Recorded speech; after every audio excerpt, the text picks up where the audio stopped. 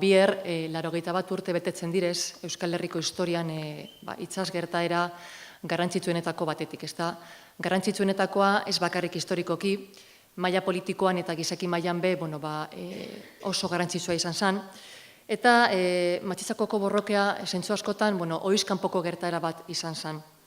Aipatu beharrekoa da, Euskal Gudontzidian parte hartu zaurien gizonarek, pertsona arruntak zirela, ezta, gudarako prestakuntza berezirik gabekoak, bat-batean arrantzalearek gudari bihurtu ziren gure askatasunaren defentsan eta gure herriaren nortasunaren defentsan.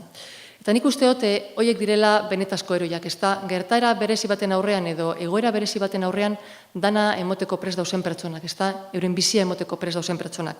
Ze aipatu beharrekoa da, eta ez dugu ahaztu behar, euren baliabideak eskasak izan dabe eta indarrak desorekatuta egon dabe, matxizakoan egondako gertaeran eurek erakutsitako erresistentzia itzela izan zala eta marinelek erakutsitako ausardia, gizatasuna, balentria, euren balioak eta ekimenak guztion memorian, guztion gogoan egon beharko liratekela beti, ezta. Eta nik uste dut Euskal Herriak ez leukela inoiz ahaztu behar han gertatu zana, ze uste dut oso garrantzitsua dela guztiok hori gogoratzea.